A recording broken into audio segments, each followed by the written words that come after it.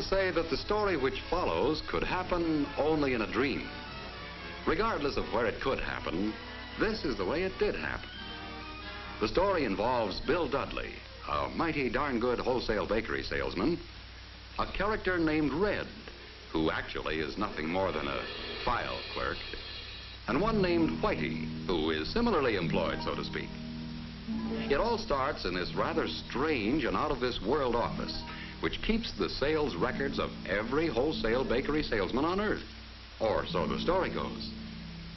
Whitey is entrusted with the records of good salesmen. Red, the other kind. Now, it seems that Red and Whitey never see eye to eye on matters. Naturally, this leads to many arguments. Our story opens in the midst of one of them. Must you beat on that confounded thing all the time? I am not beating. I'm playing. Well, whatever it is, it sounds awful. You're just peeved because another breadfruit salesman has been transferred from your record to mine. Bill Dudley! I'll get him back on my records again. He's my kind of a salesman, that boy. Down, down, down. Marvelous record. But what about this? Which, of course, is the reason he's now in my ledger.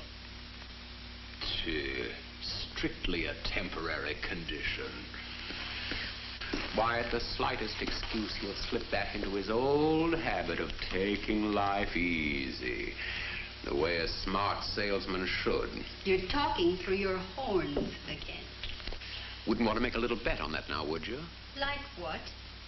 Oh, say, a new set of asbestos points for my pitchfork against a new set of strings for that thing. On the level? Strictly on the level. Of course, if you're afraid it might... I don't frighten easily. Go on. Well, now, suppose an attractive young lady were to ride the route with this Bill Dudley. Say she's a magazine writer and is after material for an article. Say she makes fun of the way he works. That's all it'd take to get him back into my way of selling again. You think so, huh? I'm willing to bet on it. So I gather. But how could we up here fix it so that a magazine writer down there... Oh, no. No, not me. Why not? The trip will do you good. Of course, I haven't been down there in a long time. Even on business. That's the way to talk. And perhaps, as a little added distraction from his work... yes. But perhaps something a little more... Or perhaps even... Oh, no, don't you dare. No magic and no miracles. It's against the rules. If I go, I'll go like this. How dull. All right. Is it a bet? All right, it's a bet. I'll put this Bill Dudley to the test.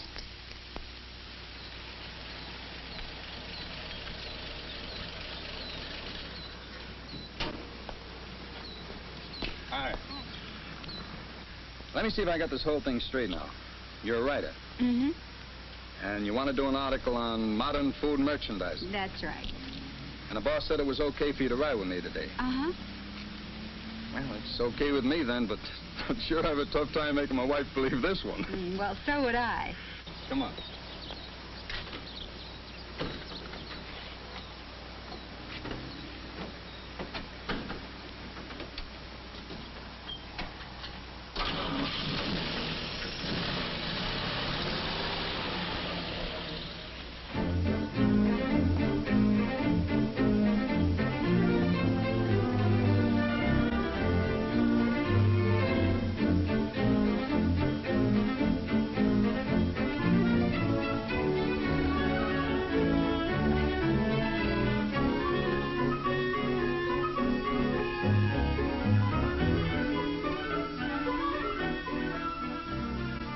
Well, that's how Whitey started out to prove her point. But Red was not far behind. Hey, you're not down here just for the ride, you know. Start working on the guy. We got a bet on.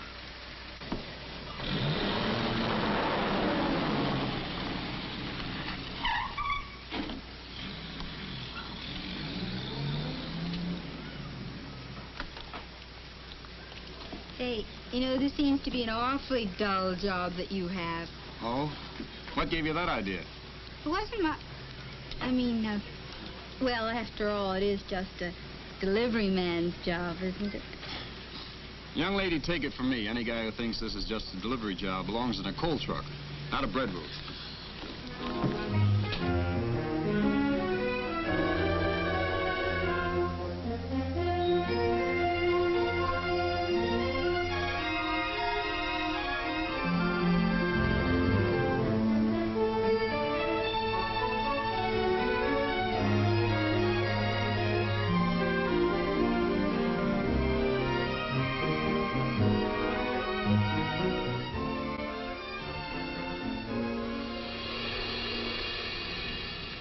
Well? Well, I told him I thought he was a dope not to work it, to be the first one in every day. Good.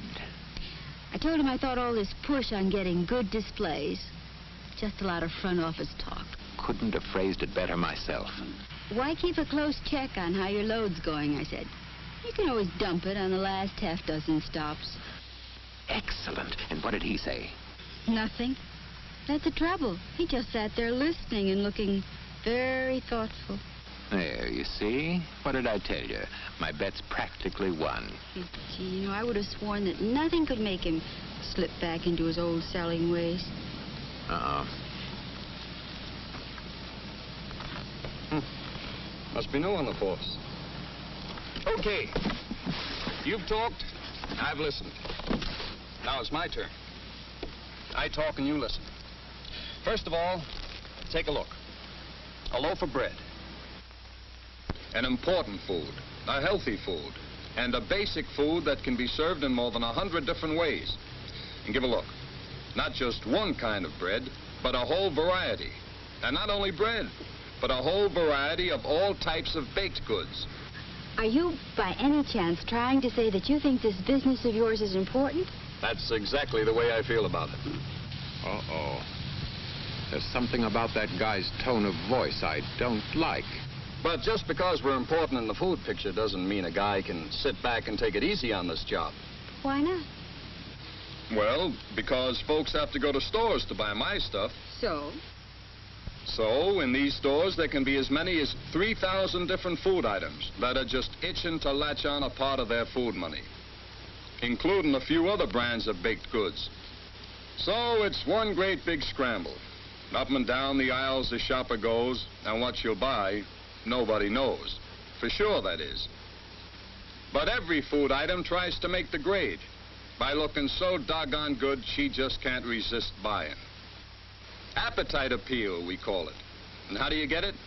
That's just what I was going to ask you. Well, one way is to let the shopper see the actual product. Yes, sir, you can write this down in your notebook. For making the best impression, nothing beats seeing the actual product. Now, one way to get it is with modern packaging. But that's not all.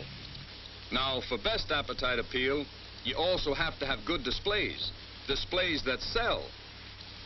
And believe me, top salesmen are using all the tricks in the book to get them. Tie-in displays with go-together food products. Meal suggestion displays, and a lot of others. So when you stop and think about it, this job of mine is anything but dull. But still, doesn't it get monotonous doing the same routine things every day? Every day is different on this job. Every store is different, depending on what bullseye I'm working on. Bullseye? Sure. You know, a while back I decided this could be a better paying job if the guy used his noggin. That's when I set up 3 bullseyes. Here they are. Grocer goodwill, plus volume, and selling displays. The things I'm aiming for in every store on my route. Anytime you can do something to make yourself better liked in the store, or up the volume in a store by even one loaf of bread, or get a new display idea. Can mean more dough. I'm just crazy enough to like the feel of more money. That's why I keep aiming for those bullseyes. Well, we better wind up Nellie and get going. Huh. It's jerks like that that end up as supervisors.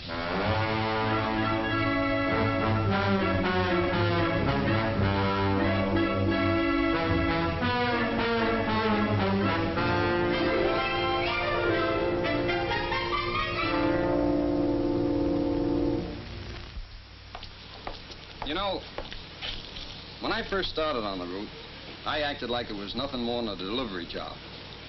Take this grocer Goodwill business. Know how I used to go after that? Why, I used to go into stores and slam doors and... Hiya, Duffy, old boy. How's the old miser today? Counting your gold again, huh?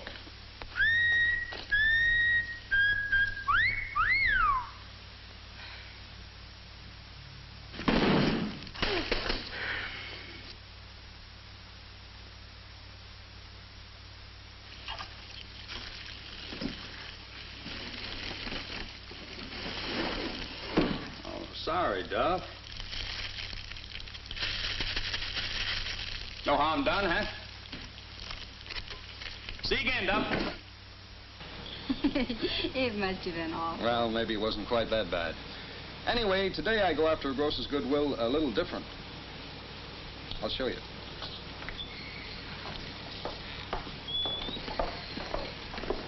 Morning, Mr. Marco. Good morning.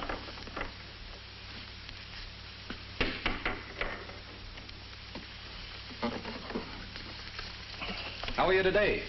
I'm a feel lousy. No, I'm sorry to hear that. Hey, something new. Say, these are pretty slick. You noticed that, eh? Sure did. Yeah, I bet your customers will go for them, too. With my customers, maybe yes and maybe no. We'll see. Go on, you know doggone well they will. Be right back. You see, I want every grocer on my route thinking, that Bill Dudley is okay. Never slams doors. Always seems friendly, always got a smile.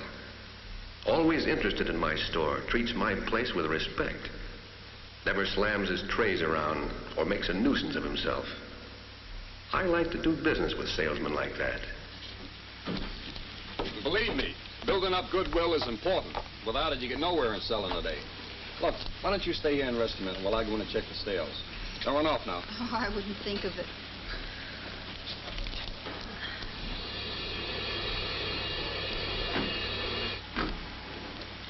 I don't like the way that guy's yakking.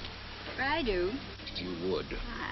If you want my opinion, he's in a rut. Oh, well, if you want mine, he's in the groove.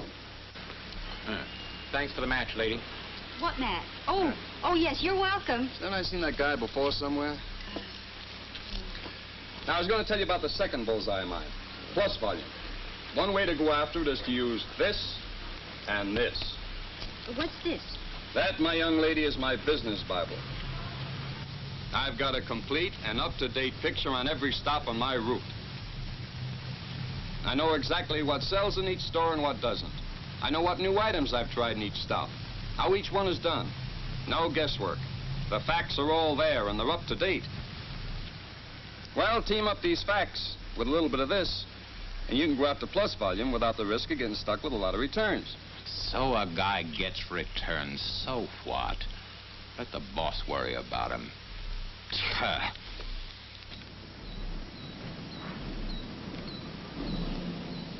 Here's something else a fella can do to get plus volume.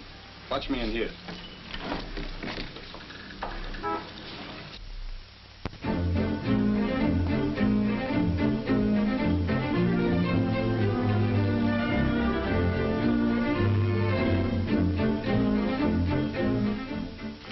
Say, Mr. O'Connor. Yes, Bill. I'm putting in a half a dozen of these new sweet doughs. They went over so good last year, we're running them again. Since it's a good profit item, I'm sure you want to keep an eye on them, see how they're going. Here's a sample. See for yourself how good they are. Oh, thanks, Bill.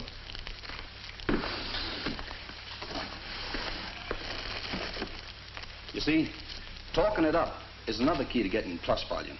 You can get in a good plug when you introduce a new package, a new product, or a special. The more you talk it up, the better chance of getting him to push it. But what was all this mumbo-jumbo business with so many of this at so much and so many of that at so much at the last store? Oh, the count check. That's something I always do before I put the stuff on the shelves. Avoids mix-ups later on. And this is especially important in big bakery departments. You see, in supermarkets, there are a lot of bakery salesmen coming in. And the count check also reminds the grocer of what baked goods of mine he's got to sell. The better he knows my products, the better chance of getting his help in selling them. And that makes for plus volume for me.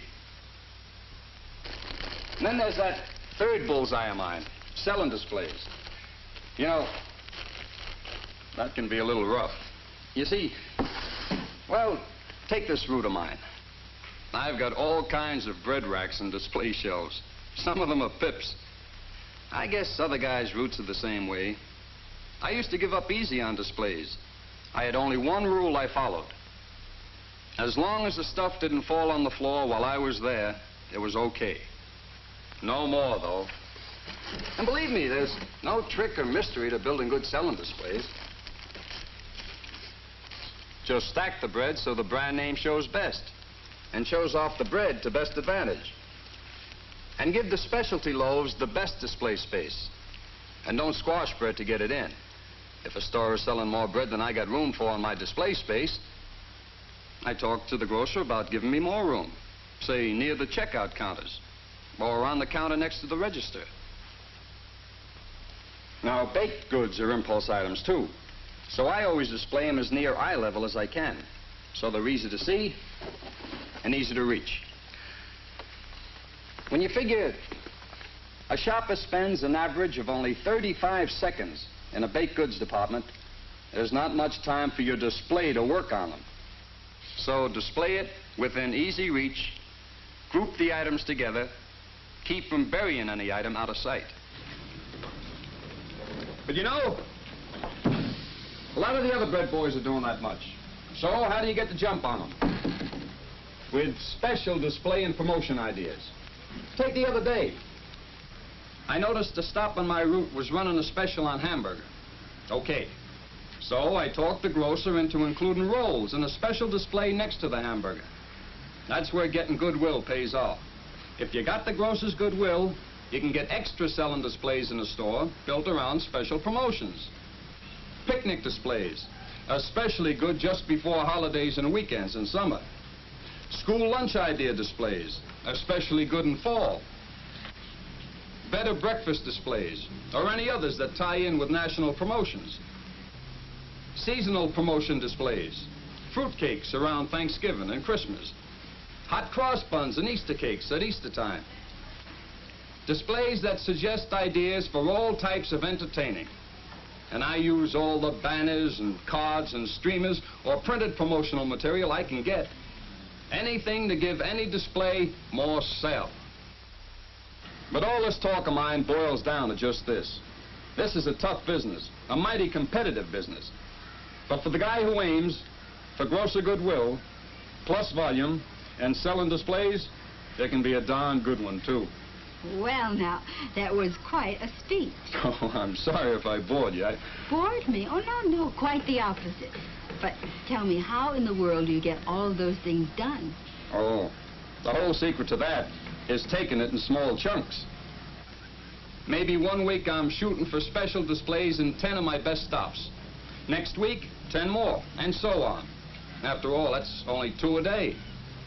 Or maybe my goal for this week is to spend a couple of extra minutes in my biggest volume stops just to work on goodwill. Always got something cooking at a few stops. Always something aimed at one of these bullseyes. Grocer goodwill, plus volume, selling displays. And are you sure nobody could unsell you on these things? Not a chance. I like the payoff too much. Well, don't you ever slip up? Sure, I'm just as human as the next guy. That's why I keep these bullseyes handy, so that a small slip-up doesn't turn into a big trip-up. Well, off to the races. What do you say?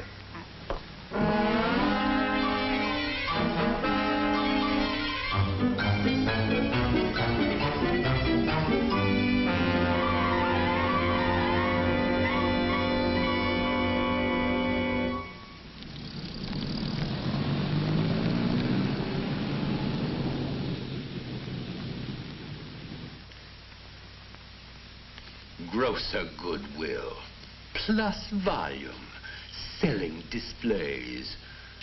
Okay, so you want to bet. But Bill Dudley's just one guy. Oh, well, maybe I better drop down and see some of the other fellows on your list. Oh, no, you don't. After all, that was only a bet. But from now on, I'm going to keep a pretty close watch on these guys. And so will I.